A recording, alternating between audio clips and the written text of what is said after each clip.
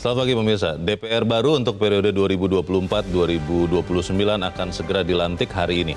225 undang-undang berhasil disahkan di masa kepemimpinan Puan Maharani. Dari 225 itu hanya 48 undang-undang yang berasal dari prolegnas prioritas. Lebih sedikit dari rancangan undang-undang kumulatif terbuka, yaitu mencapai 117 undang-undang. Terlihat kepentingan kelompok mana yang dijunjung oleh DPR. Kinerja pilih-pilih DPR semakin terlihat. Masih banyak rancangan undang-undang yang ditunda-tunda baik pembahasan maupun pengesahannya. Pemirsa, inilah editorial Media Indonesia di hari ini Selasa 1 Oktober 2024 dengan tema menggantung nasib rancangan undang-undang pro rakyat. Bersama saya Leonard Samosir dan Anda semua para pemirsa juga bisa ikut menyatakan pendapat Anda nanti dengan menelepon nomor telepon 021 583 99 100. Dan pemirsa, pagi ini telah hadir bersama saya Ketua Dewan Redaksi Media Group, Elman Saragih. Bang Elman, selamat pagi. Pagi, boleh. Sehat-sehat, Bang? Sehat. Tidak di Senayan? Di sini saja kita lihat ya, bagaimana DPR baru akan dilantik ya. Kita cukup doa. Oh, berdoa. Mudah-mudahan mereka lebih baik. Lebih baik itu artinya apakah kemudian nanti undang-undang yang dihasilkan lebih banyak, undang-undang yang dihasilkan lebih tahan uji materi, atau seperti apa? Kita akan lihat dulu Bang Elman dan pemirsa beberapa berita sebelum kita bahas editorial. Kita lihat yang pertama, ini adalah headline Media Indonesia untuk hari ini, Anda bisa lihat di harian Anda. DPR wariskan RUU rancangan undang-undang mandek. Ini maksudnya mandek itu akan bisa jadi undang-undang pada akhirnya atau bagaimana Bang Elman? Ya, kalau menurut pidato Ibu Ketua DPR, ya, yang mandek ini akan menjadi carryover. Oh, dialihkan ke DPR berikutnya? Ya, ada 3 rancangan undang-undang itu kan. Ada rancangan undang-undang tentang perlindungan pekerja rumah tangga, PPRT, terus rancangan undang-undang tentang perampasan aset, ketiga rancangan undang-undang tentang hukum adat ya, masyarakat hukum adat. Masyarakat hukum adat. Yeah. Nah, pertanyaannya sebenarnya sederhana. Apakah ada jaminan ketiga RUU ini nanti yang di carry over ini akan dibahas dan disahkan? Oh, 2024-2029 dalam 5 tahun ke depan. Karena ada 2 undang-undang di situ yang cukup lama. Yeah.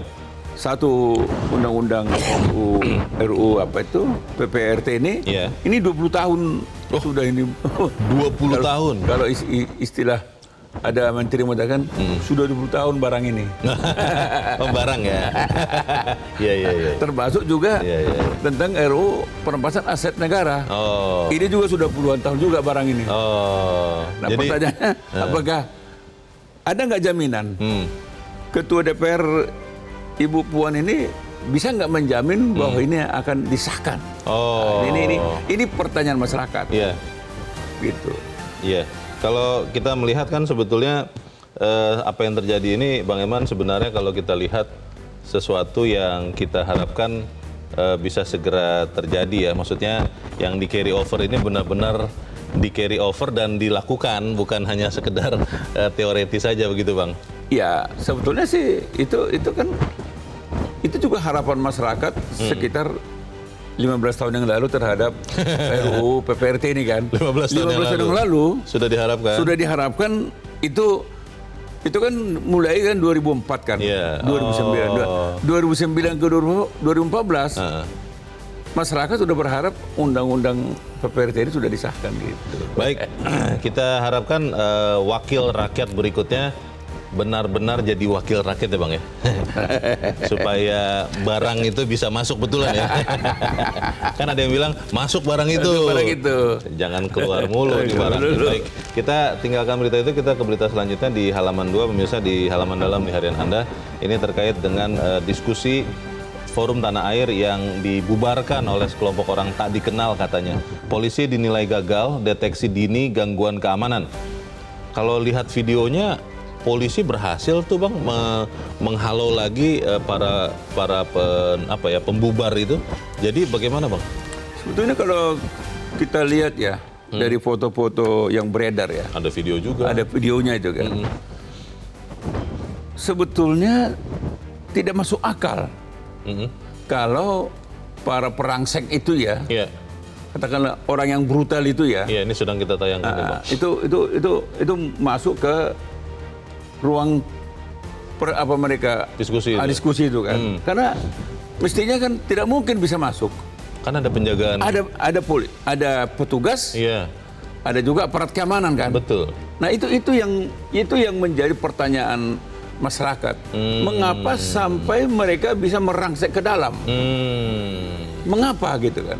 Apakah kemudian petugas keamanannya sedang ke toilet semua begitu, Bang? Nah itu pertanyaan masyarakat yang belum terjawab.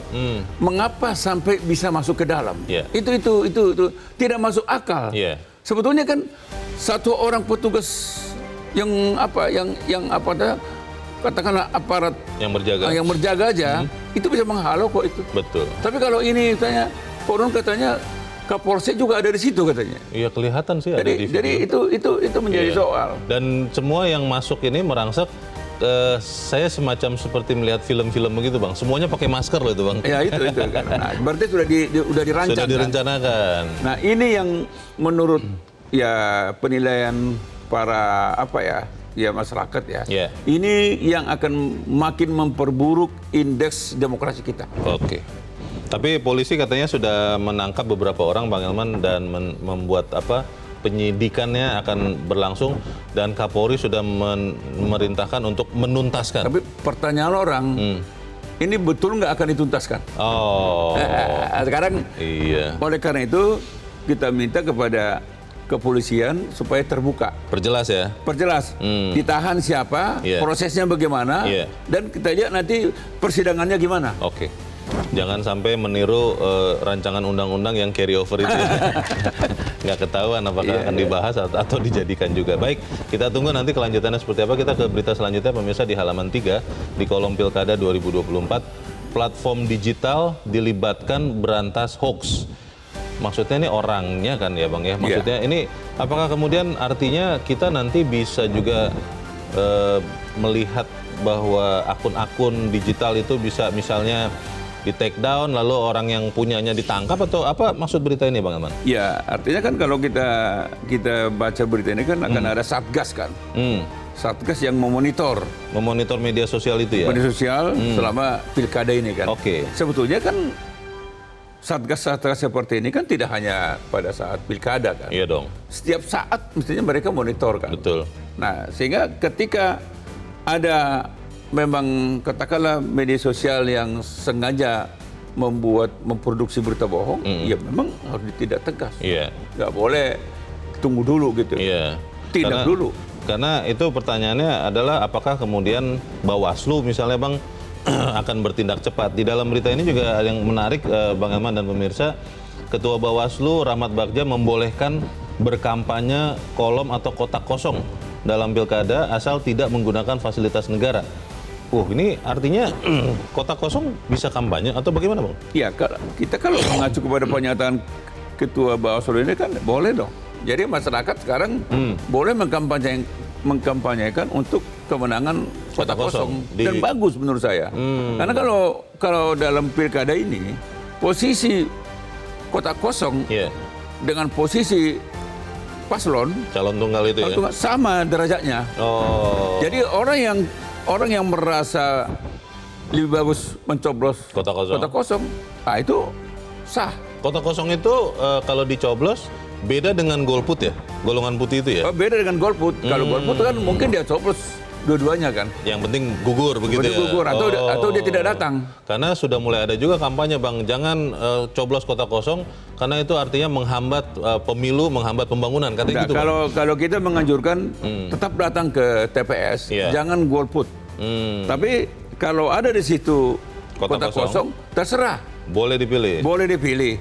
Tapi kalau misalnya paslonnya lebih bagus, pilih paslonnya. Tapi kalau kotak kosongnya lebih bagus, pilih kotak kosongnya. Nah, itu kan mengacu kepada pernyataan Ketua Bawaslu nih ya. Agak beda. Ini kan bukan pendapat kita nih. Bukan, kita mengutip, Bang. Mengutip nih. Karena sebelumnya kan yang saya pernah baca, KPU tidak mendukung ya, walaupun tidak melarang kotak kosong itu, Bang. Sama aja itu. Sama saja ya. Tidak mendukung, tidak melarang. Artinya kalau orang menggunakan haknya mencoblos kotak kosong, Iya. boleh. Oh. Kan tidak melarang. Artinya itu ya. Artinya itu. Oke. Jadi ini antara ketua Bawaslu dengan ketua KPU sama dan sebangun. Oke, karena sama-sama penyelenggara pemilu. Baik, kita harapkan nanti kampanyenya bisa berjalan dengan aman. Kita ke editorial pemirsa dan Bang Elman. Pada pagi ini diberi judul Menggantung Nasib Rancangan Undang-Undang Pro Rakyat. Saya baca-baca Bang, 225 undang-undang berarti banyak juga ya yang dihasilkan oleh DPR yang berakhir kemarin ini. Bagaimana Bang? Kalau melihat angka yang mereka hasilkan, undang-undang yang mereka sahkan, Iya. 225 undang-undang itu disahkan, itu top itu. Oh, Itu prestasinya besar. iya. Tetapi ketika kita cermati, Pilah lagi. ada rancangan undang-undang yang sangat vital. Hmm, Dan ini menyangkut rakyat kecil, Oke, rakyat miskin. iya. Itu misalnya undang-undang perlindungan pekerja rumah tangga yang sudah 20 tahun. Belum jadi undang-undang. Belum kan? menjadi undang-undang. Masih rancangan kan? Nah, pertanyaannya mengapa sampai RUU PPRT ini Iya. belum disahkan? Tidak seksi Bang. Tidak seksi, ataukah karena memang di sini tidak ada kepentingan pemodal karena tidak ada juga kepentingan penguasa di sini. Tidak ada kepentingan kapital, tidak ada kepentingan elektoral. Mungkin juga anggota DPR tidak berkepentingan. Karena ternyata sama juga misalnya undang-undang tentang perampasan aset. Iya. Ini juga sangat vital sebetulnya. Iya. Rakyat juga bertanya mengapa rancangan undang-undang yang vital seperti perampasan aset, Iya. PPRT ini Iya. tidak disahkan. Ini kan masyarakat bertanya mengapa? Iya. Apakah kalau undang perampasan aset, jangan-jangan mereka takut. Ini senjata makan tuan ini. Bisa jadi bumerang. Bumerang. Oke. Jadi karena selama ini kan para politisi banyak juga yang diginiin kan. Iya. Tertangkap oknum-oknumnya. Oknumnya. Kalau melihat kenyataan ini Bang, saya jadi ingat pernyataan seorang anggota DPR Bang. Abang pasti kenal juga. Yang mengatakan bahwa yang kami ini Korea ini itu tergantung ketua-ketua umum kami. Kalau memang ingin jadi, ketua umumnya saja yang dihubungin. Abang tahu kan? Iyalah, tapi itu kan sebetulnya kan pertanyaan konyol. itu yang membuat rakyat marah. Iya. Mereka dipilih di Senayan kan bukan soal Korea. Mereka dipilih untuk menjadi wakil rakyat. Seluruh rakyat. Nah, mereka dipilih sebetulnya untuk memperjuangkan aspirasi rakyat, bukan memperjuangkan ketua umum. Atau aspirasi partainya. Aspirasi partai enggak, aspirasi rakyat. Oke. Nah, itu yang ketika anggota DPR ini ngomong begitu, dia pikir dia gagah. Tapi itulah kekonyolan anggota DPR. Baik, kita akan bahas ini Bang Elman dan pemirsa nilai editorial Media Indonesia untuk hari ini Selasa 1 Oktober 2024, menggantung nasib rancangan undang-undang pro rakyat.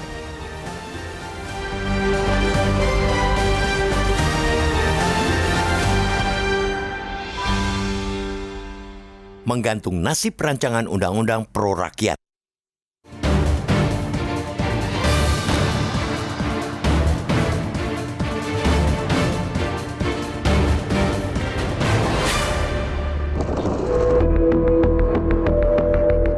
DPR telah menyelesaikan rapat paripurna akhir keanggotaan 2019-2024 kemarin 30 September.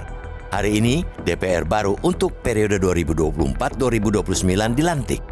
Dalam pidatonya di rapat paripurna terakhir itu, Ketua DPR Puan Maharani membanggakan 225 undang-undang yang berhasil disahkan dalam masa kepemimpinannya. Dari sisi angka memang tampak mentereng, tetapi belum tentu soal kualitas. Dengan sedikit menelaah rincian 225 undang-undang itu, sudah terlihat kepentingan kelompok mana yang dijunjung oleh DPR. Dari jumlah itu, hanya 48 undang-undang yang berasal dari prolegnas prioritas. Adapun yang berasal dari rancangan undang-undang kumulatif terbuka justru lebih banyak, mencapai 117 undang-undang. Rancangan undang-undang kumulatif merupakan rancangan undang-undang di luar prioritas yang dapat diajukan DPR ataupun pemerintah dengan alasan mengisi kebutuhan hukum. Namun kerap terjadi rancangan undang-undang tersebut digunakan sebagai jalur cepat untuk kepentingan kelompok tertentu. Kinerja pilih-pilih DPR bahkan semakin terlihat belakangan ini. ada rancangan undang-undang yang cepat, bahkan amat cepat dibahas dan disahkan. Di saat sama, banyak rancangan undang-undang yang ditunda-tunda terus pembahasan ataupun pengesahannya. 3 contoh yang paling sering kita dengar ialah rancangan undang-undang perampasan aset, rancangan undang-undang masyarakat hukum adat, dan rancangan undang-undang perlindungan pekerja rumah tangga atau PPRT.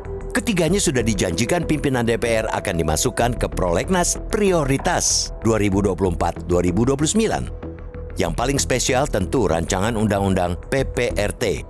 Rancangan undang-undang ini usianya sudah 20 tahun lebih, tapi selama 4 periode DPR, nasibnya terus digantung tanpa kejelasan.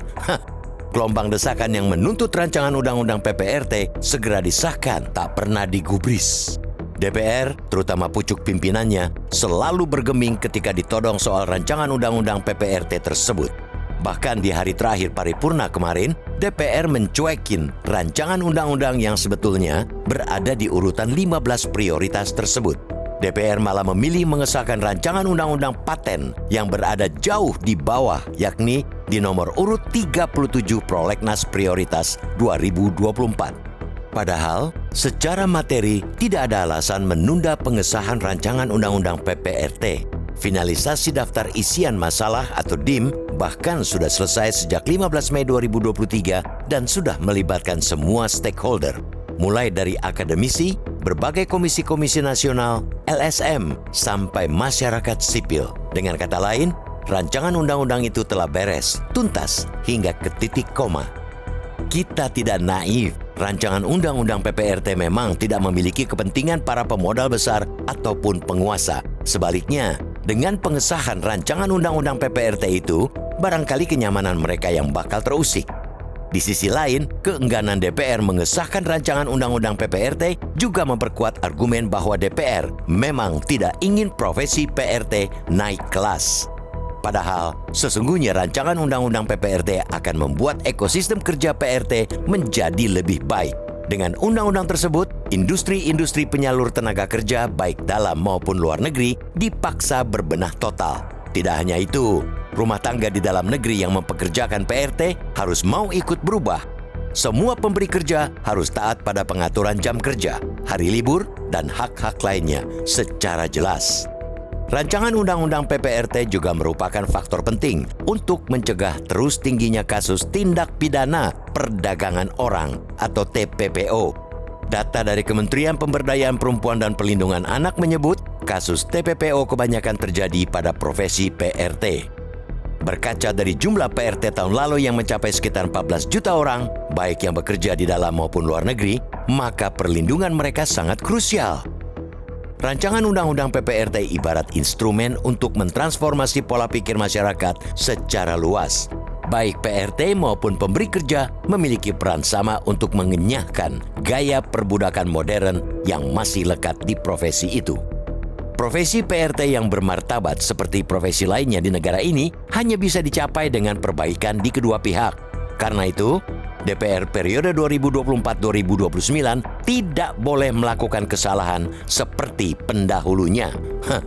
DPR yang dilantik hari ini harus bisa membuktikan komitmen mereka untuk terus berpihak kepada rakyat, bukan kepada penguasa atau pemodal. Salah satunya yang paling penting ialah jangan mencari-cari dalih lagi untuk terus menunda pengesahan rancangan undang-undang PPRT.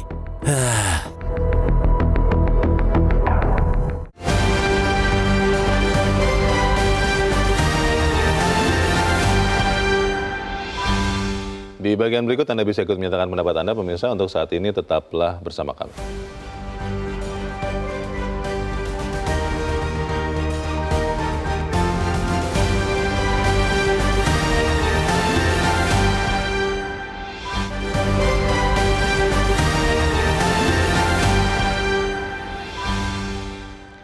Terima kasih Anda masih bersama kami, pemirsa. Dan sekarang sebelum kita lanjutkan diskusi kita, Bang Eman, kita mau coba bertanya dulu. Saat ini kita sudah tersambung lewat saluran telepon dengan Wakil Ketua Badan Legislasi atau Balek DPR RI, Willy Aditya. Mas Willy, selamat pagi. Pagi, siap. Ya, Bung Willy, kalau kita lihat ada 225 undang-undang yang berhasil disahkan ya di dalam periode 5 tahun yang lalu. Dan sekarang kita berharap DPR yang baru nantinya juga bisa menghasilkan undang-undang pro rakyat. Pertanyaannya adalah dalam editorial dikatakan ada beberapa rancangan undang-undang pro rakyat yang tidak juga selesai. Ada rancangan undang-undang perampasan aset, perlindungan pekerja rumah tangga. Itu sebenarnya tidak selesai karena tidak cukup waktu atau karena DPR memang tidak mau menjadikan undang-undang sekian rancangan undang-undang itu, Bung Willy? Ya, gini, yang harus kita pahami secara positioning, DPR itu bukan satu kesatuan politik. Kita harus tahu bagaimana sejarah parlemen itu kan ada yang progresif dan konservatif, kiri dan kanan. DPR adalah ruang pertarungan politik. Ada yang mengusulkan, ada yang menolak, dan ada yang diam-diam atau bahasa Bang Elman itu pur-purbot saja, pura-pura bodoh saja. Oh, oke. Jadi konteksnya harus kita lihat adalah misalnya dalam PPRT ada fraksi Partai Nasdem yang berjuang mengusulkan, kemudian meyakinkan lobby kiri kanan, ada juga yang menolak. Jadi konteks itulah kemudian DPR adalah sebuah war of position, perang posisi untuk kemudian keberpihakannya kepada sisi yang mana. Ada orang yang secara ideologi berpihak kepada kepentingan-kepentingan orang banyak. Ada juga orang yang kemudian menolak dan bahkan membela kepentingan yang segelintir orang. Itu pertanyaannya, Bung Willy. Sebetulnya ketika ini mungkin saya terlalu naif ya. Tadinya saya mengira ketika seorang rakyat menjadi wakil rakyat di DPR, maka yang dibela adalah kepentingan seluruh rakyat. Walaupun benar seperti yang Anda katakan ada kepentingan politik, ada kepentingan partai. Harusnya ketika sudah di Senayan yang dibela kepentingan rakyat. Kalau kita bicara rancangan undang-undang perlindungan pekerja rumah tangga, memang ruginya apa sih kalau kemudian itu jadi undang-undang sampai kemudian ada yang menolak, Anda katakan tadi. Apa ruginya itu, Bung Willy? Gini, saya sebagai ketua panja yang dari awal mengusulkan ini, tentu sebuah pekerjaan yang sangat berat ya. Kita tidak bisa, Bung Leo, berpikir normatif, oh ini kan atas nama rakyat ya. Namanya memang Dewan Perwakilan Rakyat. Tapi yang saya bilang tadi, ada orang yang kemudian membela oligarki, ada orang yang membela konservatifisme gitu. Jadi ini konteksnya yang harus kita lihat adalah sebuah dinamika yang berlawan, sebuah dinamika yang berjuang. Tapi ada yang kemudian ya DPR itu dengan sekian banyak kepentingan yang menjadi yang menjadi penyambung titik sambung satu dan lain adalah mekanisme namanya. Maka aturan tata tertib itu menjadi backbone penting di dalam berparlemen. Nah, dalam hal ini khusus untuk PPRT dia sudah ada surpres surat presiden, sudah ada DIM, tapi tidak kunjung turun dari pimpinan karena Rapim tidak pernah mendelegasikan itu untuk dibahas. Jadi pelanggarannya, kalau kita susah memverifikasi sikap dan pandangan politik keberpihakan. Bung Willy, Anda masuk lagi ke DPR kan ya, dilantik lagi ya hari ini ya? Ya, atas doa dan karena saya bersahabat dengan Bung Leo gitu. Nah, pertanyaan saya adalah Ketua Dewan menjanjikan bahwa rancangan undang-undang yang perlindungan pekerja rumah tangga, perampasan aset, itu akan di carry over, dilanjutkan di periode yang nanti akan dilantik hari ini. Pertanyaannya itu nanti akan rencananya di carry overkan lagi ke 2029 itu atau akan dijadikan sebetulnya undang-undang ini, Bung Willy? Gini, secara status carry over itu dia dilanjutkan. Karena apa? Peraturan perundang-undangan kita, begitu periodisasi kedewanan yang baru, semua hal disusun ulang. Kita bersyukur ini tinggal dilanjutkan. Tapi pertanyaan yang paling mendasar, apakah ini akan dibahas atau tidak? Jadi itu baru status tuh. Oh, statusnya apa? Statusnya pacaran, tapi ketemu aja nggak pernah gitu. Statusnya apa? Statusnya ini long distance gitu. Baik. Jadi bolehlah ya saya. Bolehlah ya saya menggantungkan harapan saya kepada Bung Willy sebagai wakil saya juga, wakil rakyat, untuk menggolkan undang-undang perlindungan pekerja rumah tangga dan sekian rancangan undang-undang pro rakyat yang lain ya. Berani ya berjuang ya Bung Willy ya? Bukan berani, kami yang mengusulkan itu. Saya, fraksi Partai Nasdem mengusulkan ini dari awal sebagai pengusul. Yang kedua juga masyarakat hukum adat. Ya. Nasdem sudah 2 periode kemarin, 2014, 2019, 2024, memperjuangkan ini. Tapi banyak orang yang menolak gitu, Bung Leo. Baik, kita harap Bung Willy dan teman-teman di DPR nanti yang sebentar lagi akan dilantik, lebih piawai lah ya melobi teman-temannya yang menolak RUU PPRT dan sekian RUU lain supaya kemudian kita masih percaya bahwa DPR itu Dewan Perwakilan Rakyat, benar-benar rakyat, bukan yang lain. Terima kasih Wakil Ketua Balik DPR RI Willy Aditya sudah mencerahkan kami. Selamat pagi Bung Willy. Kepentingan rakyat atau kepentingan yang lain Bang yang kemudian mengganjal rancangan undang-undang PPRT dan sekian RUU pro rakyat yang lain? Ya, sebetulnya kalau bicara tentang kepentingan rakyat, ya PPRT inilah. Jelas sekali. Kalau bicara kepentingan rakyat, ya perampasan aset lah. Itu kan menyangkut kepentingan rakyat. Misalnya perampasan undang-undang aset misalnya. Sepanjang korupsi ini tidak bisa diberantas, sepanjang itu juga negeri ini tidak akan bisa makmur. Tidak akan maju ya? Tidak akan makmur, tidak akan bisa maju. Dan Anda bisa bayangkan, kalau sampai nanti, kalau sekarang hanya mungkin 30%, kalau sampai nanti sampai 60%, APBN itu dicuri misalnya. Bagaimana bisa Bung Leo bisa berharap negara ini makmur? Nah, itulah arti penting sebetulnya rancangan undang-undang perampasan aset. Demikian juga undang-undang PPRT ini. Kalau undang-undang PPRT ini tidak disahkan, bagaimana nasib rakyat kecil ini? Apakah karena mereka rakyat kecil, rakyat miskin, maka mereka tidak ada yang mempedulikan? Itu pertanyaan besarnya. Baik, kita harus jeda dahulu Bang Elman dan pemirsa tetaplah bersama kami. Editorial Media Indonesia segera kembali.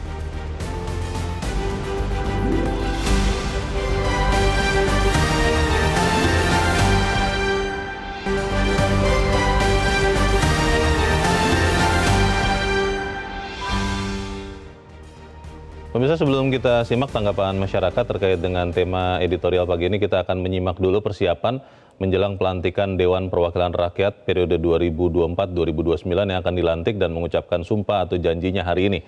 Dan laporan ini akan disampaikan langsung rekan kami, Jose Nicole, langsung dari gedung MPR DPR Jakarta. Jose, bagaimana persiapan pelantikan? Silakan. Ya baik, selamat pagi Leo dan juga pemirsa. 732 anggota legislatif hari ini akan mengucapkan sumpah janji dan dilantik sebagai anggota DPR RI, DPD RI terpilih dengan rincian 580 orang anggota DPR RI dan juga 152 anggota DPD RI. Berdasarkan pantauan kami sejak pukul 6 waktu Indonesia bagian Barat, pengetatan pengamanan sudah mulai dilakukan di sekitar komplek MPR, DPR dan DPD RI Leo, dan juga memang sebelumnya telah disampaikan oleh para pihak berwajib bahwa total ada 5.614 personil dari unsur gabungan TNI, Polri, serta Pemprov Jakarta yang akan turut meramaikan dan juga mengamankan wilayah di komplek parlemen hari ini. Berdasarkan pantauan kami dan juga visual yang Anda lihat saat ini Leo dan juga pemirsa, merupakan situasi terkini dari gedung DPR RI di mana secara bertahap para anggota DPR RI yang mendapatkan amanat masyarakat yang akan mencapaikan sumpah janjinya hari ini sudah mulai berdatangan.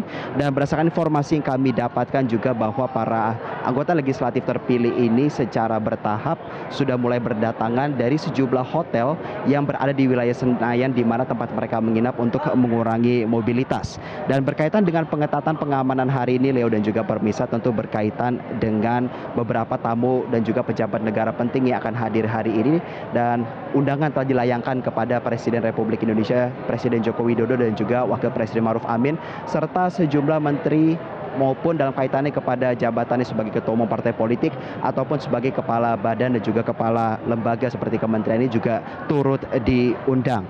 Dan informasi yang dapat kami sampaikan Leo dan juga pemirsa bahwa berdasarkan dari pantauan kami dari rundown yang telah diberikan oleh penyelenggara bahwa pertama nantinya akan dimulai pada pukul 9 waktu Indonesia bagian Barat dari Kesekretariatan DPR RI akan memimpin upacara ini, dan pada jam 10 nantinya anggota DPR RI akan memulai untuk menyampaikan sumpah jabatannya terlebih dahulu, dan baik mulai dari DPR RI, DPD RI maupun MPR RI berdasarkan pengamatan kami dari rundown yang telah disediakan, setiap lembaga dalam kaitannya kepada lembaga eksekutif, legislatif, yudikatif yang hadir hari ini akan berpartisipasi selama kurang lebih 30 menit. Dan berkaitan dengan persiapan secara kelembagaan Leo dan juga pemirsa, seperti yang diketahui bahwa kemarin DPR RI juga telah selesai menggelar rapat paripurna terakhir masa bakti 2019-2024 dengan membahas beberapa berkaitan dengan undang-undang atau rancangan undang-undang yang diselesaikan ataupun nantinya akan di carry over ke periode yang akan datang, serta beberapa masukan dari kegiatan pansus yang belum selesai. Untuk sementara demikian dapat kami laporkan, kembali ke Anda di studio, Leo. Baik, Jose Nicole melaporkan langsung dari gedung MPR DPR Jakarta. Dan sekarang kita akan mendengarkan Bang Elman bagaimana pendapat dari pemirsa Metro TV. Kita sudah terhubung dengan pemirsa Metro TV di Batam, Kepulauan Riau, ada Pak John Veto. Pak John, selamat pagi. Selamat pagi, Bung Leo. Selamat pagi, Bung Eman Saragi. Selamat pagi. Ya, Pak John, silakan singkat padat saja, Pak. Silakan, Pak. Iya. Dengan tema ya, editorial pagi hari ini menggantung nasib RUU Pro Rakyat. Jadi ada dua yang agak apa saya ya. Ada dua rancangan undang-undang yang sebenarnya sudah clear sebenarnya ya, yang dibahas tadi oleh Bung Eman. Ada RUU Perampasan Aset, rancangan undang PPRT. Ya. Tapi ironis betul, Bung Leo. Kemarin saya nonton juga itu ya.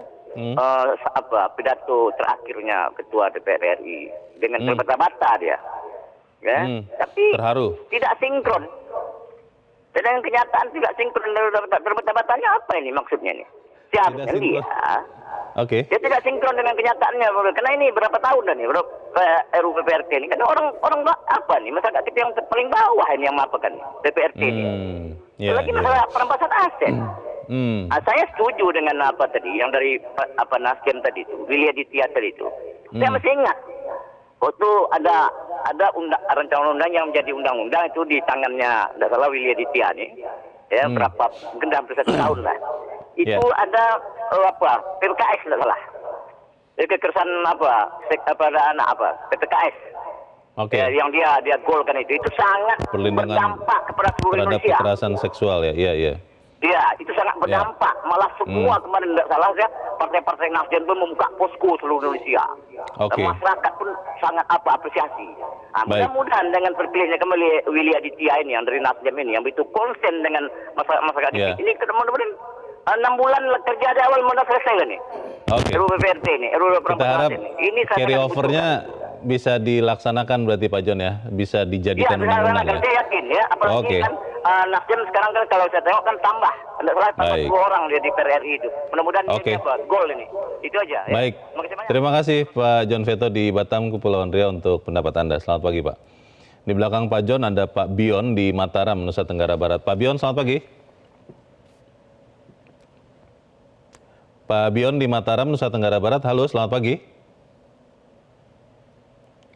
Pak Bion. Kelihatannya masih belum tersambung.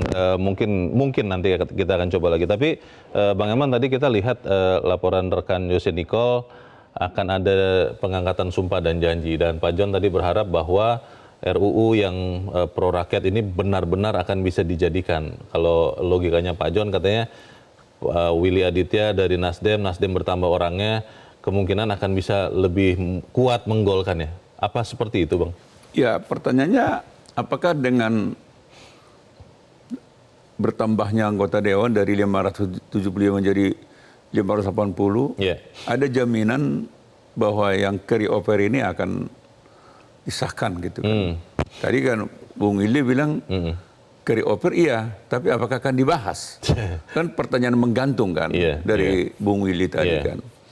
Dan memang pokok masalahnya sebetulnya kan soal bagaimana anggota DPR ini menyikapi aspirasi masyarakat. Kan?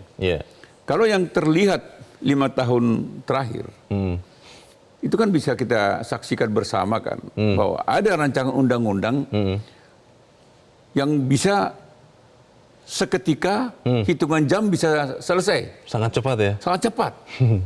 Ya kan? Iya. Jangankan hitungan hari, hitungan jam. Ya kan? Jadi ada yang tiba-tiba masuk. Kan misalnya katakanlah rancangan undang-undang misalnya apa tentang kementerian negara ya. Oh ya, jumlah kementerian negara. Jumlah negara. Terus misalnya apa apanya presiden itu apa? Oh. Dewan Pertimbangan Presiden kan, One Team Press. One Team Press ya kan? One Team Press. Itu kan cepat. Bahkan yang terakhir nyaris diundangkan kan? Apa itu, Bang? Itu revisi undang-undang pilkada kan? Oh, yang rame-rame itu. Oke. Nah, tiba-tiba karena ada amuk massa, ramai sekali, itu tidak jadi. Nah, ini kan menjadi pertanyaan besar buat masyarakat. Kenapa ada undang-undang yang yang bisa cepat selesai, super kilat, tapi ada rancangan undang-undang yang sebetulnya diharapkan segera disahkan, itu PPRT sama perampasan aset negara. Tapi puluhan tahun belum juga. Ini menjadi pertanyaan besar. Pertanyaannya, apakah nanti ini bisa disahkan?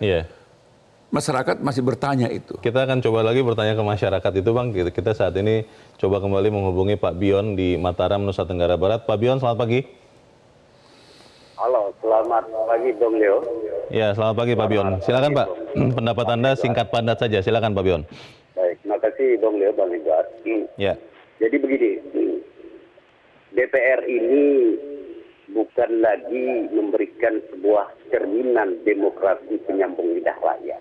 Tapi DPR adalah Dewan Pengkhianatan Rakyat yang notabene di mana kelompok pro demokrasi, kelompok-kelompok kawan adik-adik kita gerakan mahasiswa coba diberangus dengan cara-cara kapitalis. Ini tidak memberikan ruang kepada demokrasi rakyat yang menjunjung tinggi tentang kedaulatan rakyat. Persoalannya sekarang, ketika ada mandat rakyat diberikan hadir sekarang di parlemen, benarkah mereka adalah perwujudan perwakilan rakyat? Kami pesimis, Bang Edward. Karena kembali kita soroti bahwa anggota dewan ini kuncinya di ketua umum partai.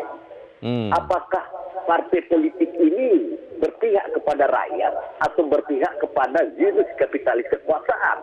Nah, sehingga kita ragu adanya proses check and balances terhadap kebijakan pemerintah terhadap controlling, itu satu. Lalu kedua, kita sering melihat bahwa DPR tidak lagi menjadi penyambung lidah rakyat, tapi mereka sering dipertontonkan kepada rakyat menjadi politik dagang sapi, membagi-bagi kekuasaan yang notabene kepentingan politik di sana cenderung untuk dimanfaatkan dalam rangka pro terhadap rakyat, tapi tidak pro terhadap kelompok demokrasi dan kelompok-kelompok gerakan mahasiswa. Itu yang kedua. Lalu yang ketiga, persoalan rancangan undang-undang. Sepakat kita Bang Leo, Bang Edward, bahwa ini kan 5 tahun belakangan, makanya neo reformasi baru harus kita bentuk di parlemen, di rakyat dalam melawan gerakan terhadap DPR yang notabene adalah kapitalis tidak menyambung lidah rakyat. Mungkin itu saja dulu Bang Leo, Bang Edward, makasih. Terima kasih Pak Bion di Mataram, Nusa Tenggara Barat. Selamat pagi Pak. Wah, keras sekali tadi pernyataan Pak Bion itu Bang. Pertanyaan mendasarnya tadi yang Abang juga sempat katakan. Logika saya Bang sebagai orang mungkin terlalu naif ya. Dewan Perwakilan Rakyat ketika sudah di Senayan mewakili rakyat, tidak lagi mengedepankan, memprioritaskan kepentingan pribadinya, partainya, tapi harus kepentingan rakyat. Tapi apakah itu memang hanya teori saja di atas kertas? Kenyataannya sekarang bukan seperti itu atau bagaimana Bang? Ya kalau kita ingat lagi seperti yang Bung Leo kasih contoh tadi, ada anggota DPR ketika di satu komisi mengatakan bahwa undang-undang perampasan aset ini, Korea ini sangat tergantung kepada ketua umum. Membahasakan dirinya Korea yang diatur, digerakkan oleh ketua umum. Dan itu kan menyakiti perasaan rakyat itu kan. Rakyat yang sudah berkorban segala-galanya ya. Rakyat sudah berkorban, semua dikorbaninnya. Termasuk mencoblos dia untuk duduk lagi di DPR.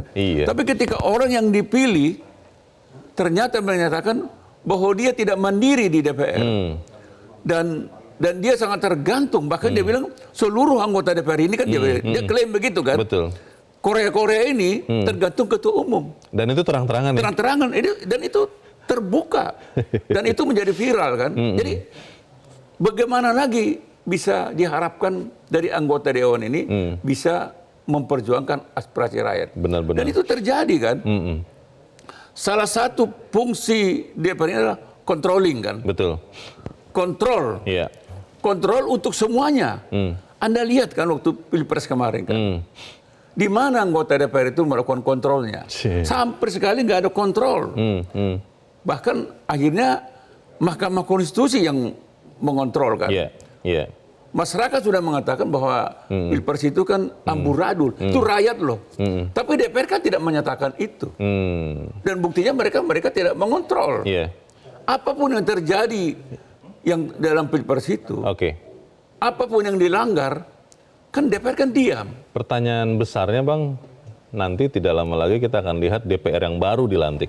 Apakah bisa kita lihat ada perubahan? Apakah kita bisa melihat mereka benar-benar menyuarakan rakyat dan bukan hanya para pimpinan di partainya? Kita harus jeda dahulu, pemirsa tetap bersama kami, Editorial Media Indonesia segera kembali.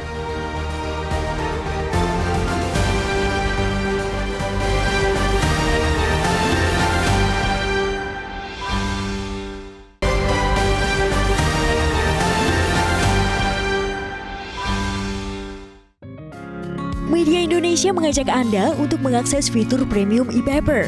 Dengan sajian konten berbasis intelektual dan meneguhkan kebangsaan, Media Indonesia tampil dengan lebih dinamis melalui e-paper Media Indonesia yang dapat Anda akses kapan saja, di mana saja. Caranya mudah, download aplikasi Media Indonesia di Android atau ketik link e-paper.mediaindonesia.com atau bisa scan QR code pada layar kaca Anda. Klik tab e-paper di bagian samping layar tablet Anda. Daftarkan data diri, serta pilih paket berlangganan e-paper Media Indonesia sesuai dengan kebutuhan Anda. Nikmati juga bonus spesial tambahan 4 halaman rubrik fokus setiap hari. Semua bisa Anda dapatkan hanya di e-paper Media Indonesia. Untuk informasi lebih lanjut, hubungi customer service di nomor 0811 1201 2018 atau kunjungi media sosial @Media Indonesia. Media Indonesia, referensi bangsa. Terima kasih Anda masih bersama kami kan, dan kita ada di bagian akhir dari diskusi kita pagi ini. Bang Elman, tidak lama lagi nanti kita akan melihat anggota DPR yang baru 2024-2029 akan diangkat sumpah dan janjinya. Kalau kita melihat isinya, harusnya sih mereka berjuang untuk rakyat. Tapi pertanyaannya kembali lagi Bang, apakah berharap bahwa anggota DPR ini bisa menggolkan sekian rancangan undang-undang pro rakyat itu dalam periode mereka? Itu harapan yang terlalu naif atau kita bisa berharap Bang? Ya, udah pasti masyarakat tetap berharap kan. Kalau tidak berharap lagi ya bagaimana? Iya kan. Masa rakyat tidak berharap? Berharap. Tinggal lagi DPR-nya paham nggak tentang harapan rakyat ini kan? Salah satu di antaranya adalah bagaimana memperjuangkan rancangan undang-undang yang carry-over ini. Tidak hanya sekedar di carry-over, tapi dibahas. Supaya jadi dibahas, bukan untuk sekedar dibahas. Itu dia. Ini kalau masyarakat melihat ada dua. Satu undang-undang tentang perampasan aset, kedua undang-undang PPRT ini. Ini mestinya begitu dilantik, 6 bulan pertama itu goal. Nanti dilihat nanti ini kan. Kedua, DPR harus menyadari mengapa medsos sekarang lebih populer daripada anggota DPR. Kenapa podcast sekarang lebih populer daripada anggota DPR? Karena apa? Karena DPR tidak bersuara. Sehingga masyarakat sekarang berharap ketika ada kasus diviralkan. Karena setelah viral biasanya itu baru. Loh, sama misalnya ketika revisi undang-undang pilkada. Ketika viral baru revisi itu batal kan. Kalau itu tidak viral dan tidak di demo, pasti hari ini beda pilkadanya kan. Viral dan ramai sekali. Ramai sekali. Karena gitu. akhirnya rakyat turun ke jalan. Mestinya pengalaman-pengalaman buruk selama ini harus disadari oleh anggota DPR. Mengapa kok podcast, mengapa media sosial jauh lebih populer daripada anggota DPR? Padahal anggota DPR itu lembaga tinggi negara. Iya. Mereka pun disebutkan anggota yang terhormat. Iya. Anggota Dewan yang terhormat ya. Anggota Dewan terhormat loh. Di podcast kan nggak dibilang begitu. Tidak bisa loh misalnya menteri, saudara Leo. Iya. Saudara anggota yang terhormat. Iya. Begitu. Iya. Nah, podcast itu bukan terhormat. Media sosial itu tidak terhormat. Tapi lebih mereka diandalkan. lebih efektif. Lebih dipercaya masyarakat. Iya, ironis itu. Nah, pertanyaannya, mengapa rakyat sekarang lebih percaya, lebih mendambakan viral-viral itu, medsos-medsos itu, podcast-podcast itu. Ini harus disadari. Itu kenyataan ya. Loh, contoh misalnya, andai kata kejadian pembubaran yang kemarin yang di Grand Kemang itu tidak dipiralkan di medsos, DPR kan tidak ngomong. Iya. Mereka diam. Justru yang bicara adalah medsos.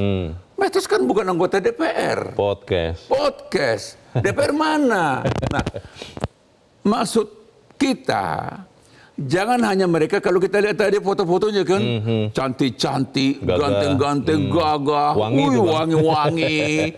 Bahkan dan penjagaan super ketat. 5.600 tadi Jose Nicole laporkan. Hebat kali nih orang anggota yang terhormat. Yang mau dilantik 580 ya mungkin 600-an lah. Tapi mungkin ketika ditanya pengabdianmu di mana? Ini pun Korea-Koreamu di mana? Korea. Apakah mereka akan menjadi Korea-Korea yang pernah disampaikan oleh seorang anggota dewan di masa lalu gitu ya? Kalau nggak salah terpilih lagi tuh. Terpilih lagi dia. Nah ini. Kalau medsos dia tidak bilang dia Korea-Korea. Podcast juga tidak bilang dia Korea-Korea. Tapi mereka berjuang. Ketika mereka melihat ada kekosongan, ada kevakuman dalam controlling, mereka mengambil alih ini. Abang sudah sebut tadi waktu rakyat turun ke jalan menggagalkan revisi RUU Pilkada. Pertanyaan besarnya, Bang, apakah kemudian rakyat harus melakukan hal seperti itu lagi untuk kemudian mendesakkan aspirasi rakyat, atau DPR yang baru kita bisa optimis lebih baik dari DPR yang kemarin? Jawaban itu tergantung anggota Dewan yang akan dilantik hari ini. Kalau DPR ini mau mengambil alih fungsi kontrol sepenuhnya di tangan mereka dan memang efektif, saya pikir rakyat tidak perlu demo kok. Medsos juga tidak perlu sekeras itu, nggak perlu viral. Kan sekarang ini sebenarnya kan no viral, no justice. No justice. Kan gitu kan? Maksud iya. Ngeri kali ya. Janganlah. Ketika ada kasus tanpa dipiralkan, petugas mestinya bergerak. Ini harus dipiralkan. Masuk kayak robot. Ini harus menjadi PR kita semua. PR wartawan, PR masyarakat, PR anggota dewan, PR pemerintah. Terutama pemerintah yang akan datang. Kita harapkan bisa mencoba merenungkan apa yang salah, apa yang kurang. Dan kontrol oleh kita itu boleh ya Bang ya? Tidak dianggap kemudian mengganggu jalannya. Nggak boleh diganggu, karena itu penting. Justru kita ini harus mereka maknai sebagai vitamin. Vitamin untuk kinerja mereka. Baik. Dan Bang Elman, sebelum kita akhiri diskusi kita akan ikuti suasana terkini dalam peringatan kesaktian Pancasila berikut.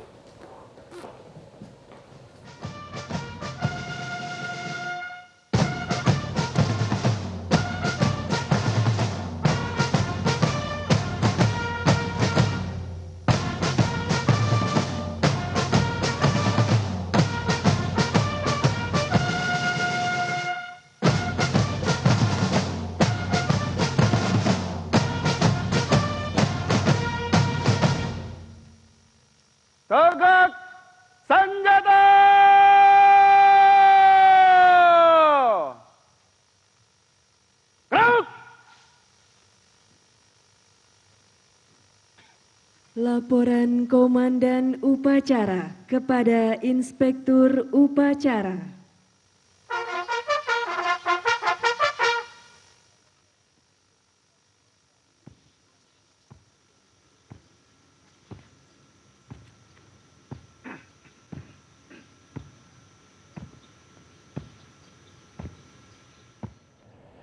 Ya, itulah peringatan Hari Kesaktian Pancasila, dan tentunya Bang Elman, kita berharap anggota Dewan yang baru pun akan sama saktinya seperti Pancasila. Bang Elman Saragih, terima kasih sudah di tempat ini. Selamat pagi, Bang. Pagi. Pemirsa, DPR periode 2024-2029 tidak boleh melakukan kesalahan seperti pendahulunya. DPR yang akan dilantik hari ini harus bisa buktikan komitmen mereka untuk terus berpihak pada rakyat, bukan kepada penguasa atau pemodal. Salah satu yang paling penting adalah jangan cari-cari alasan lagi untuk terus menunda pengesahan RUU PPRT.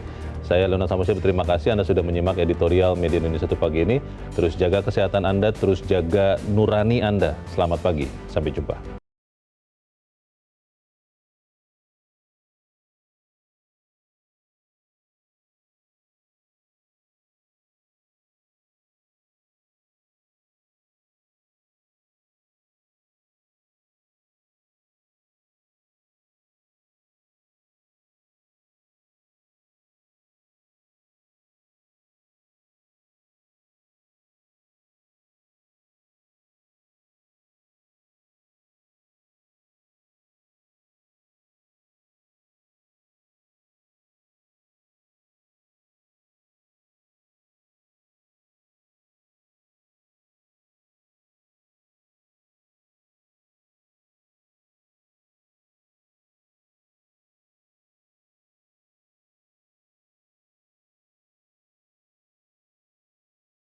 Jelajahi cara baru mendapatkan informasi. Download Metro TV Extend sekarang.